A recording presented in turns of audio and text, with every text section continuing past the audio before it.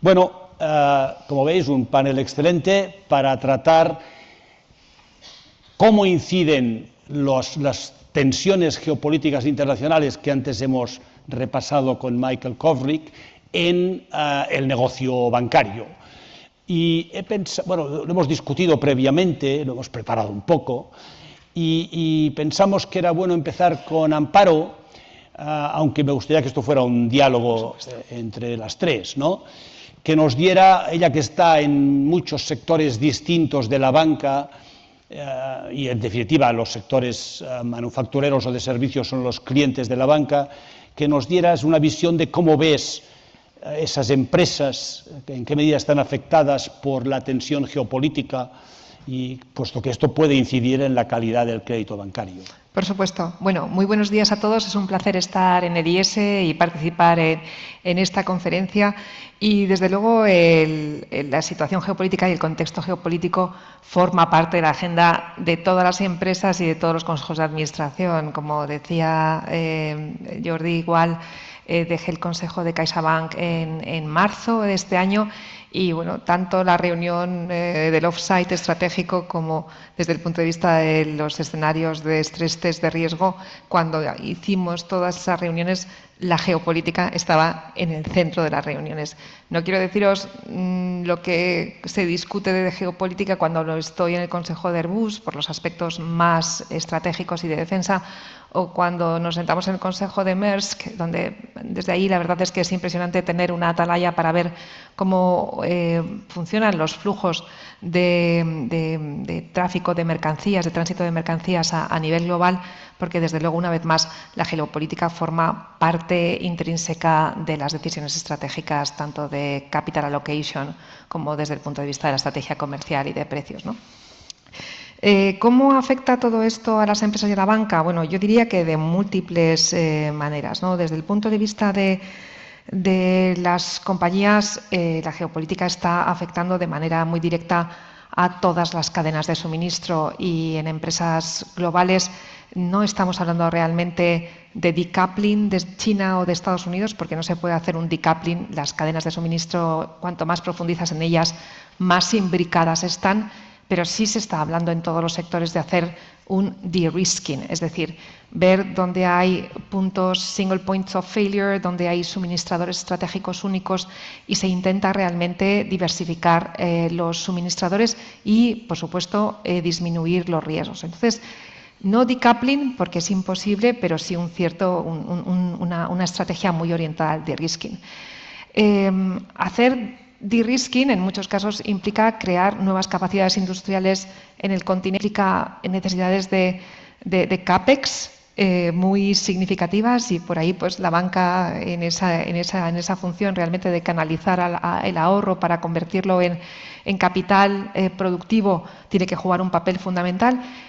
Va a ser necesario, como digo, crear nuevas capacidades industriales, y entre medias, para intentar absorber los posibles riesgos de suministro, lo que se está haciendo en muchas organizaciones es crear buffers a través de colchones de stock, y el stock, que duda cabe que incrementa las capacidades de las necesidades de circulante, y por lo tanto también requiere de mucho apoyo a la financiación. Por lo tanto, bueno, la banca va a jugar un papel fundamental, en mi opinión, en ese proceso de recreación de capacidades estratégicas en Europa, y de alguna manera de adecuación o de modulación de los impactos que están teniendo estas tensiones geopolíticas con afectación específica a la cadena de suministro, pues por la vía, como digo, del incremento del capital circulante.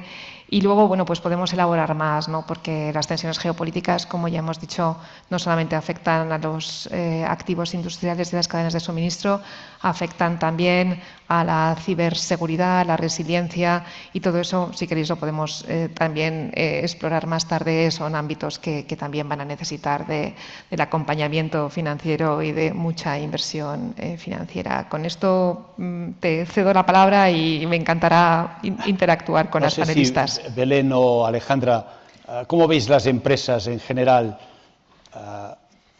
¿Están aguantando? ¿Cuáles son las más afectadas? ¿Cuáles y medianas son ajenas al mundo geopolítico?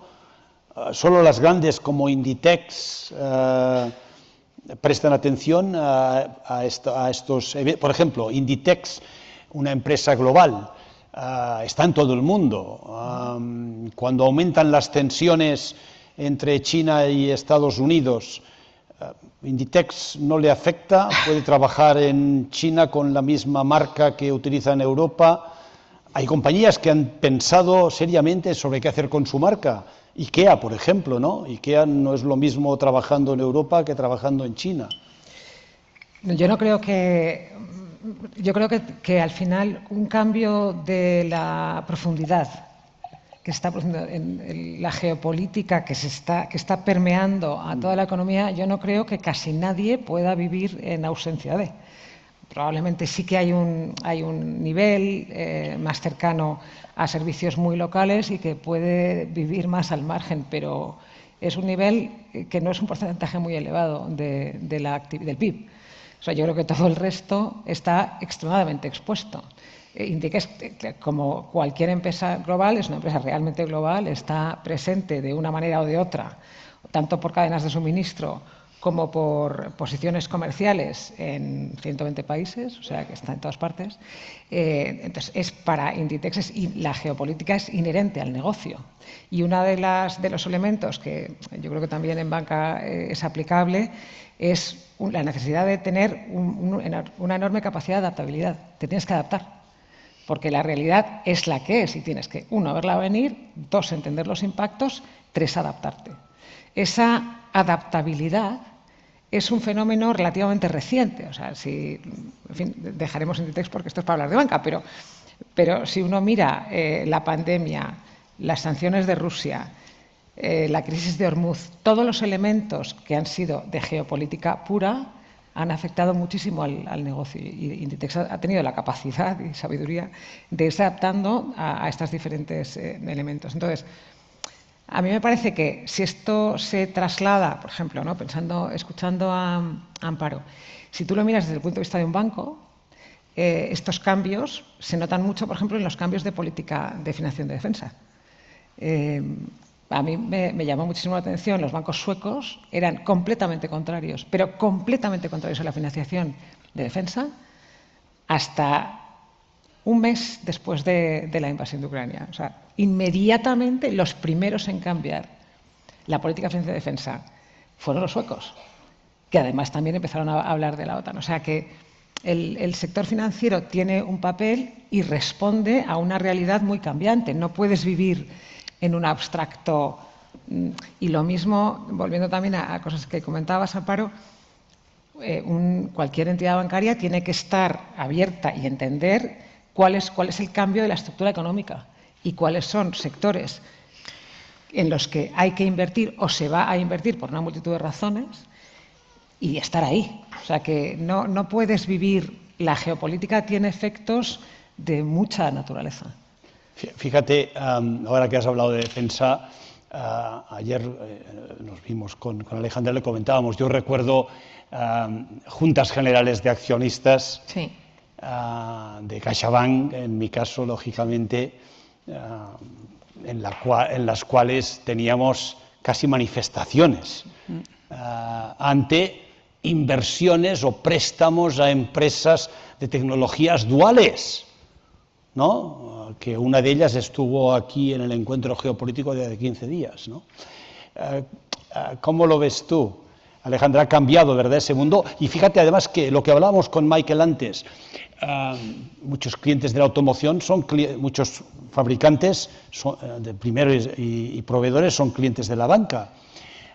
Bueno, la banca debe estar muy atenta a lo que está sucediendo en este sector y en qué medida Europa reacciona ante China o no reacciona, ¿verdad?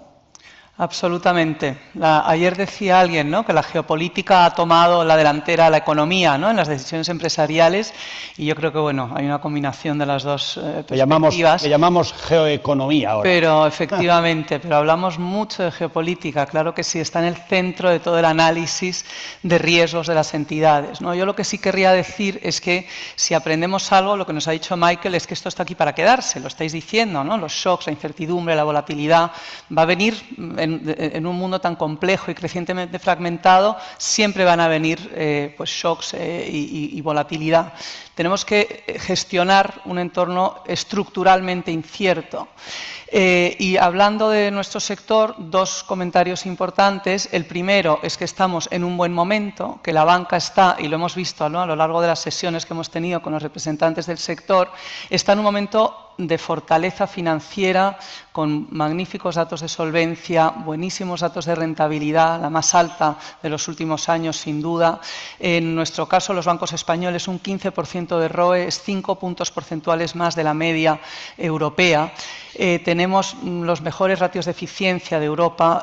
Bueno, estamos en un momento muy bueno para poder apoyar a la economía real. Y lo segundo es que estamos bien preparados, porque ayer vimos una mesa aquí, que yo no pude estar lamentablemente, de los CROs, de los jefes de riesgos de los bancos. Belén se ha presidido la comisión de riesgos del Consejo de Santander y ahí tuvimos muchas conversaciones. Y los bancos son máquinas de gestionar riesgos y están preparados con sus metodologías, con sus escenarios. Michael nos pedía tener escenarios. Bueno, hoy en día, lo decían ayer los CROs, que he visto un resumen buenísimo que me ha hecho la IA de lo que se habló ayer aquí, de la cantidad de escenarios y bueno, y ahora con la inteligencia artificial, cómo puedes ampliar todavía más, ¿no?, la capacidad de ver las cosas que pueden venir, las medidas. Tienes triggers que te desencadenan medidas. Tienes la toma de decisiones muy engrasada, porque tenemos un marco de gestión de crisis que aplicamos desde hace 15 años, que nos exige todos los años tener wargames, pruebas, quién llama a quién cuando sucede algo, qué tipo de crisis pueden venir. Entonces, tenemos un sector muy bien preparado para afrontar un contexto que sabemos que es estructuralmente incierto. Y eso, bueno, yo creo que se lo debemos al buen hacer de las entidades, por supuesto, a un marco regulatorio y supervisor que nos ha valido también para prepararnos para situaciones así y, como digo, pues bueno, una situación de fortaleza que es muy buena para la economía. A mí, digo, los bancos no van a ser el problema, todo lo contrario, van a ser parte de la solución.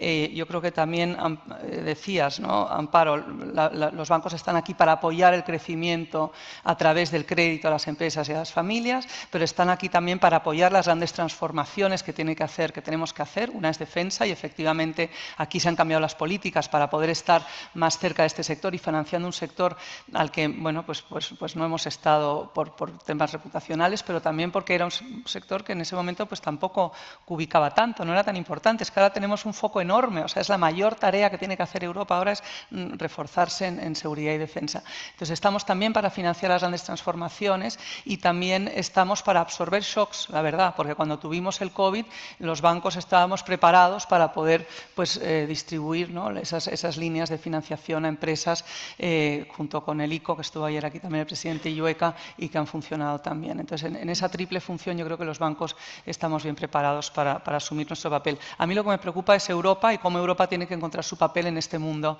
volátil, pero podemos hablar ahora, si acaso. Sí, hablando de Europa y aprovechando que en el panel tenemos a Amparo, que va a asumir esta gran responsabilidad en Airbus, ¿en qué medida creéis que el modelo Airbus es exportable a otros sectores económicos? Porque, claro, Airbus se concibió como la alternativa para competir con Boeing y generar un duopolio global en aeronaves, ¿no?, en el sector aeroespacial.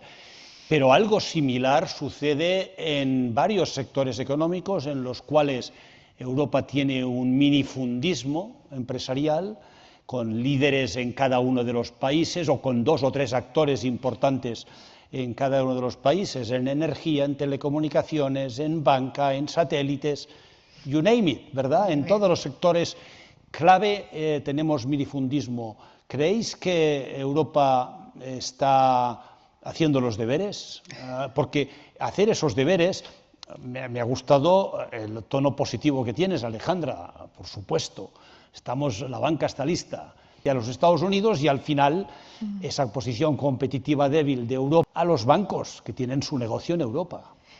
Sí, vamos a ver, yo creo que lo que planteas es muy pertinente y al margen de tu pregunta y escuchando a Alejandra, yo sí quiero poner de manifiesto que todo lo que nos está pasando desde el punto de vista geopolítico tiene un impacto inflacionario significativo. Y para mí, y luego lo podemos abordar con más detalle, el incremento del coste de energía, el incremento de la fragmentación de las cadenas de suministro.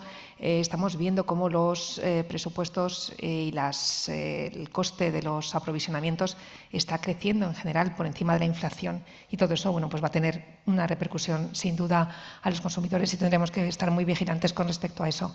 En relación a la necesidad de campeones europeos, yo creo que esa es la gran necesidad que tiene Europa, tener una industria competitiva. Airbus creo que es el paradigma de lo que Europa es capaz de hacer cuando trabaja en equipo. O sea, es una compañía relativamente joven, nace para competir con Boeing. Hoy tenemos 70% de cuota de mercado en aviones de radio medio de monopasillo, y eso que el COVID pues le pilló a Boeing cuando tuvo la crisis del MAX, porque si no hubiese existido esa coyuntura creo que todavía la hegemonía sería mayor. Y todo esto, si nos fijamos, con unas cadenas de suministro que cuando vemos cómo se construyen los aviones, con las alas que se construyen en el Reino Unido, una parte de fuselaje que se construye en España, otra parte del fuselaje que viene de China, y cómo luego todo aquello se va asemblando pues en Toulouse o en Hamburgo en función del modelo, pues dices, ¿cómo es posible hacer algo tan competitivo y de tan alta tecnología y de tan buena calidad en Europa? Bueno, pues es posible. La gran paradoja que se da es que nadie considera a Airbus su campeón nacional. Cuando el señor Trump va a China, pues vende Boeing. Cuando el señor Lula va por el mundo, vende Embraer. Nadie vende Airbus por el mundo. Cada presidente de gobierno pues va vendiendo pues aquello que estamos intentando hacer. El mismo esfuerzo en el ámbito de espacio, en la parte de los satélites, que se hizo en el ámbito de la aviación comercial, y existe un proyecto ahora mismo pues para consolidar los activos de Airbus, de Leonardo y de Thales, actor europeo que pueda arrimarse a SpaceX y que pueda tener una cierta capacidad de competencia. Bueno, llevamos ya 12 meses con el expediente en Bruselas y según los días, pues a veces vemos que lo van a aprobar y otros días vemos que la cosa no está tan... La concesión de frecuencia sí que ha sido europea. Europea, ¿no? sí, pero la aprobación para... De hecho, yo creo que con la regulación europea actual nunca se hubiera podido construir Airbus, o sea, con sinceridad. Entonces creo que la parte regulatoria y la parte de governance europeo va a haber que mirarla despacio. Pasa lo mismo en el ámbito de la defensa. Yo creo que el ámbito de la defensa es otro entorno donde Europa debería de unir fuerzas para construir campeones nacionales, pero campeones europeos en lugar de tener campeones nacionales. Pero bueno, sabéis que está encima de la mesa el proyecto del futuro caza europeo de sexta generación, en el que deberíamos conseguir llegar a un acuerdo para un proyecto común entre Francia, España y Alemania. Y bueno, pues la decisión de ir adelante con ese programa pues todavía no se ha alcanzado, ¿no? Y como dato, pues decir que Estados Unidos ha vendido más F-35 en Europa de lo que Dassault y Airbus han sido capaces de vender juntos como Rafales y Eurofighters, ¿no? Y ese es nuestro drama, que seguimos pues siendo incapaces de consolidar ese esfuerzo para conseguir campeones globales, que creo que es lo que necesitamos para ser competitivos en Europa, porque no podemos perder de vista China, y luego hablaremos, pero desde el punto de vista industrial y desde el punto de vista del despliegue de la IA a nivel industrial, vamos, China va por delante de Estados Unidos y va por delante de Europa. Entonces, bueno, yo creo que más que mirar nuestros pequeños problemas domésticos, deberíamos levantar la mirada y ver un poco lo que nos rodea. Sí, Belén, Amparo ha dicho un par de cosas. Bueno, ha dicho una cosa sobre la que me gustaría saber tu opinión, cuando ha hablado de los aumentos de costes. Los aumentos de costes inherentes a una crisis, a un shock de oferta como el que estamos sufriendo, especialmente si se cumpliese el escenario malo del que nos hablaba Michael. Pero esto para la banca, bueno, subida de tipos y los tipos altos a la banca le van bien, ¿no? A ver, ¿Cómo lo ves? O sea, Yo lo que veo es, primero, el impacto inflacionario, aunque mañana se acabe, se vuelve a abrir el estrecho de Hormuz, ya está. O sea, si se miran precios de fertilizantes, de muchos de los, desde luego, de cualquier derivado del petróleo. Cadena de suministro, fletes. Los fletes han ido through the roof. O sea, tú lo que ves es que una parte ya está. Lo que pasa es que los efectos, por ejemplo, los efectos sobre precios de alimentos por el incremento de costes de fertilizantes vienen con 8 meses de impacto, ¿no? Y hay otros efectos, como por ejemplo la hambruna en África. O sea, en África vamos a tener un problema muy importante derivado del cierre del estrecho de Hormuz. Todo esto es una presión sobre la inflación, que tiene efectos sobre tipos de interés a corto plazo. Pero hay otro elemento que yo estaba pensando. Hablamos de geopolítica. Hay 3 macrotendencias, ¿no? La geopolítica y la fragmentación, que viene de todo, de la regulación, de las cadenas de suministro, de todo tipo. El segundo es la tecnología, donde, como bien decía Amparo, Europa is nowhere to be found, y hay una carrera en la que cada día nos retrasamos 6 meses, ¿no? Por no avanzar, cada día estamos 6 meses más lejos. Y la tercera, hablando de tipos de interés, es la demografía. Y la demografía va a tener un impacto evidente sobre las necesidades financieras de los estados, sobre la sostenibilidad financiera que ya están de los sistemas de pensiones. Pero, bajo presión, ¿no? Volviendo a lo que decía Amparo, es que la industria de defensa en Europa no puede vivir solo a base de presupuestos públicos, porque los presupuestos públicos van a estar muy afectados por 2 elementos: la subida de tipos de interés, es decir, de coste de la deuda, y 2, el envejecimiento de la población y los impactos en pensiones y en sanidad. Es decir, que no solo es una razón estratégica, es que es la única manera, es conseguir que el sector privado ayude a tirar de la economía europea. Y ahí los bancos tienen un papel que jugar, y antes decía Ignacio, los mercados de capitales. O sea, este es un juego multifactorial, que no podemos mirar solo desde un punto de vista. Es cierto que los bancos centrales están bastante mejor preparados para un shock de oferta de lo que estaban en el pasado, que tardaron, ¿no? Si uno se pone a mirar, que supongo que todos lo hemos hecho, comparativas entre las 2 crisis del petróleo, bueno, todas las crisis del petróleo desde el 73, cuáles han llevado a recesión y cuáles no, y cuál ha sido la respuesta de bancos centrales. Y creo que ahora los bancos centrales están mucho mejor equipados para entenderlo y reaccionar adecuadamente antes de que la inflación se vaya de mano. Yo creo que lo van a controlar, pero este es un escenario donde hay muchos elementos en juego. Yo creo que mirar solo uno te conduce a una visión de túnel, ¿no? Como dicen los ingleses, que te impide ver todos los elementos que están en juego. Tengo otra pregunta que no se la puedo poner a Alejandra directamente, porque Alejandra me dirá que no le puede dar respuesta, y por tanto te la voy a poner a ti, Belén, y a ti también, Amparo. Vaya. Ya verás por qué, Alejandra. Me voy a enfadar contigo, Jordi. Tú has dicho que el sector estaba en excelentes condiciones, y los datos así lo indican, pero la pregunta que yo tengo es: ante un entorno geopolítico tan convulso como el que tenemos y el que es previsible que tengamos en los próximos 4 o 5 años, esta década, ¿están todos los bancos igual de bien?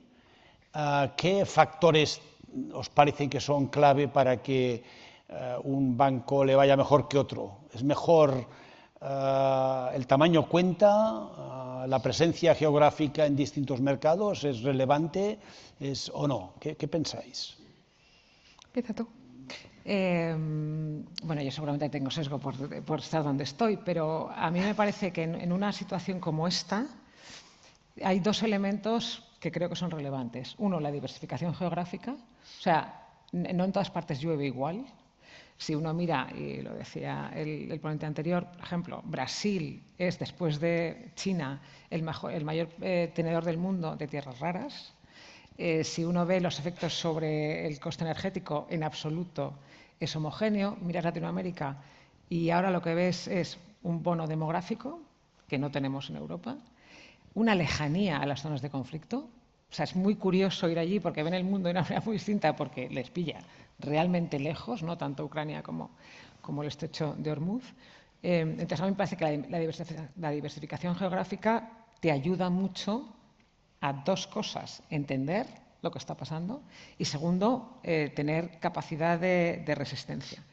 El otro elemento que yo creo que es muy importante y tiene que ver con toda la revolución tecnológica es la escala. O sea, aquí hay una parte que tiene que ver con la escala. La ciberseguridad, que antes comentábamos, se está convirtiendo en un elemento clave, porque hablábamos de la guerra híbrida, que cada duda que ya estamos en ella, y la complejidad y los cambios, mitos, ha sido un impacto, yo creo, en todo Occidente respecto a qué es ciberseguridad y cómo se plantea, y ahí la escala yo creo que es relevante. Y por último, en el mundo, en la revolución de la IA, de la inteligencia artificial, resulta que los datos son la clave. O sea, antes decíamos es el new oil, ahora es que es la clave. Y la escala te da mucho acceso a datos y a información. Entonces, a mí me parece que al final esto va de adaptabilidad y te adaptas si tienes, ¿no?, elementos, una diversificación geográfica te ayuda, y escala para tener las inversiones que necesitas. ¿Y el trato de los datos es el mismo en todas las jurisdicciones? En absoluto. En absoluto. Porque ahí la escala la pierdes, ¿no? En absoluto. No. Una vez que aparecen los datos sintéticos, puedes recuperar la escala. Ya. O sea, las obligaciones legales, que son completamente... O sea, volvemos a la fragmentación regulatoria. Este es un ejemplo, pero hay muchos ejemplos de fragmentación regulatoria que ha venido con la emergencia de la geopolítica. Esa fragmentación regulatoria introduce indudablemente una complejidad, pero se puede gestionar. La verdad es que poco puedo añadir a lo que ha dicho Belén. Yo creo que, sin duda, la escala es un factor de competitividad clave y considero que es una ventaja claramente diferencial. Permite unos niveles de inversión y unos niveles de transformación que probablemente no están al alcance de otros jugadores menores.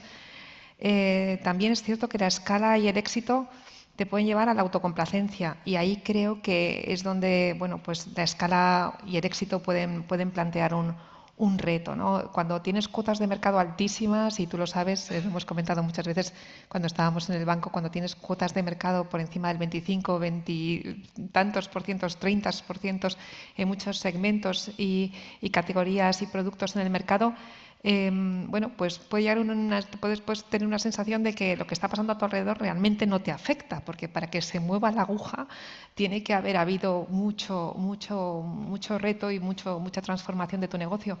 Pero hay que estar ahí, se está produciendo cambios tecnológicos muy importantes, y yo creo que lo que más tenemos que hacer es siempre estar muy cerca de los clientes, de las necesidades de los clientes y de las demandas de los clientes para poder hacer ese seguimiento y esa transformación, ¿no? Creo que vamos a ver más consolidación bancaria. En Europa no es muy fácil por la regulación, por la propia regulación, pero creo que la escala en el mundo financiero y la consolidación de los mercados financieros también va a ser necesaria y va a ser importante en el damero competitivo internacional que se está fraguando. Precisamente iba a preguntarle a Alejandra si la escala está cada vez siendo más importante en el mundo bancario a nivel, y Europa tiene grandes bancos, pero pequeños en relación a lo que son los bancos americanos o los bancos chinos.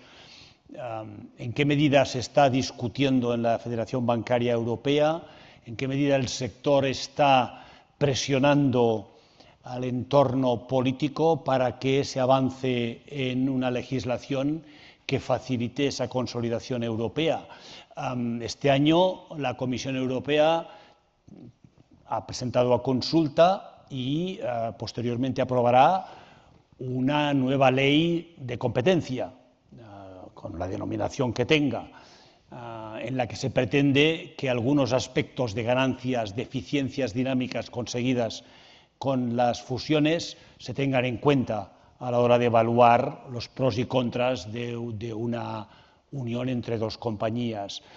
¿Eres optimista de que estos bloqueos que hemos tenido históricos contra la consolidación bancaria se solventarán en los próximos trimestres o años?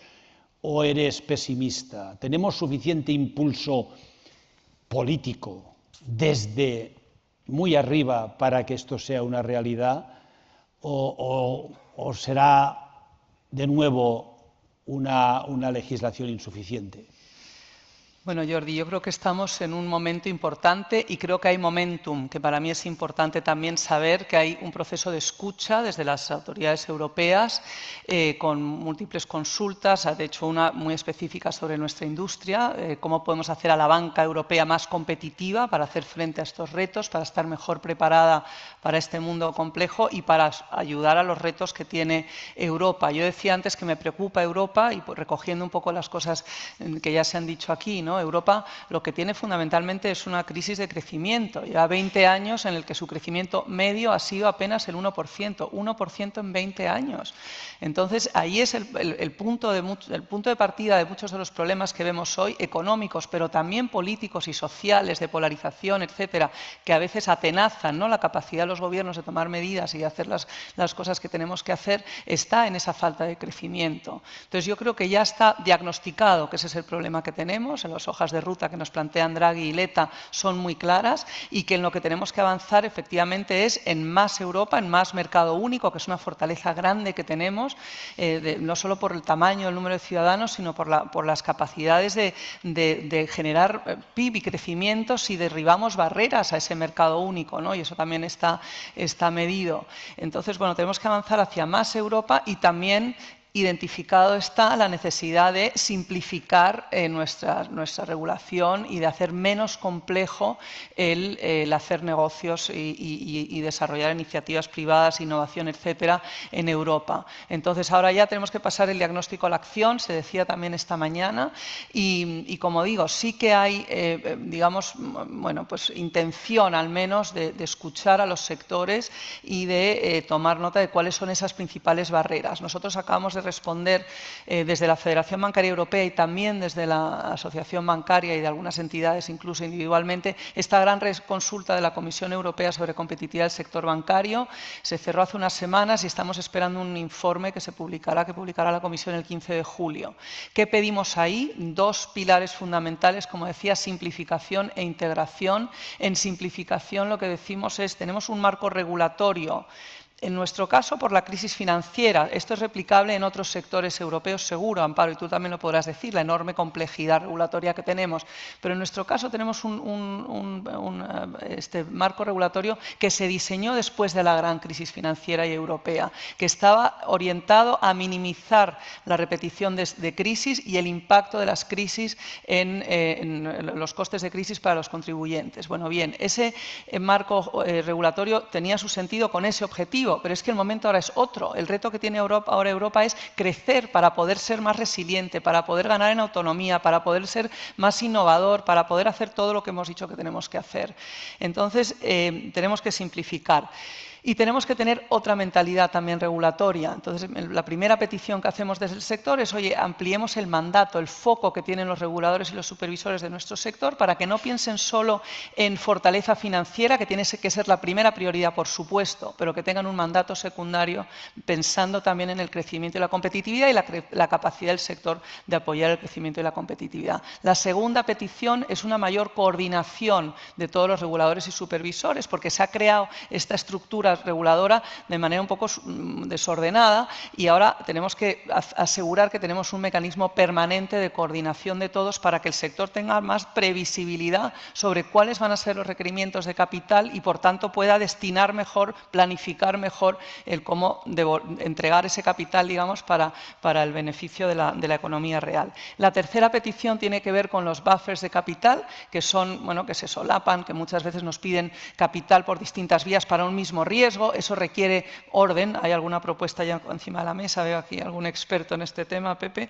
Y bueno, esto también nos ayudará a dar visibilidad y previsibilidad. Y la cuarta petición es mejorar el proceso regulatorio en sí. Tenemos muchas directivas, vayamos a más reglamentos que luego requieren pues menos discrecionalidad por parte de los países. Tengamos medición del coste de la regulación, por favor, antes de que se emita, y una vez que ya ha acabado todo el proceso negociador, también midamos el coste de esa regulación y si vale la pena o no. Y luego, esas son las 4 peticiones desde el punto de vista de simplificación, y luego 2 peticiones relacionadas con integrar más el mercado, es completar la unión bancaria. Jordi, absolutamente, llevamos años hablando, todos los que estamos aquí, de que necesitamos terminar la unión bancaria con ese fondo de garantía de depósitos único que aún está pendiente. Entendemos por las conversaciones que hay que algo vendrá en el informe de julio, estamos muy atentos a lo que pueda venir, y también mencionaba Belén la necesidad del desarrollo de los mercados de capitales. Absolutamente. Necesitamos un desarrollo de mercados de capitales en Europa, que por cierto no es contra la banca, no estamos en competencia, todo lo contrario. Los mercados de capitales ofrecerán nuevas y alternativas fórmulas de financiación a las empresas y a los sectores en Europa, y es precisamente lo que necesitamos también los bancos, que nuestras empresas se puedan financiar mejor con otras vías, con distintas vías de financiación, de manera que también los bancos podamos, primero, intermediar y segundo, complementar, ¿no?, con deuda bancaria ese mayor equity o capital o acceso a otras fuentes de financiación. Así que muy urgente toda esta agenda. Veo voluntad de escucha, veo que se mueven cosas como no se han movido en los últimos 2 años. Estamos trabajando en titulizaciones, en cosas que llevaban atascadas mucho tiempo y que se están empezando a desatascar. Así que bueno, soy optimista. Quizás nos hace falta urgencia y nos hace falta priorizar a nivel político, que esto que acabamos de hablar aquí sea de verdad una prioridad en los consejos de los jefes de Estado y de Gobierno, y no solamente a nivel de los ministerios de Economía. No sé si queréis añadir alguna cosa, Belén, Amparo. No, enfatizar de verdad que la escala europea debería de dejar de ser una aspiración para convertirse realmente en una realidad. Yo creo que Europa está súper diagnosticada, está hiperdiagnosticada, y lo que nos falta realmente es un pasar a la acción, y con ese deseo yo creo que yo termino. Y a mí me parece, yo añadiría, totalmente de acuerdo, la escala es muy importante en Europa, y también tenemos que fomentar que las empresas europeas puedan estar fuera y escalen fuera. Y eso quiere decir que la visión regulatoria, o sea, esto del efecto Bruselas, que yo creo que se sigue pensando un poco que la regulación europea establece el marco mundial, ya ha dejado de ser así. No sé si lo fue, pero luego ahora no. Hay que ser muy cuidadoso con que las regulaciones europeas corten las alas de las empresas europeas fuera. Totalmente. A Europa le interesa que las empresas europeas sean competitivas en el mundo.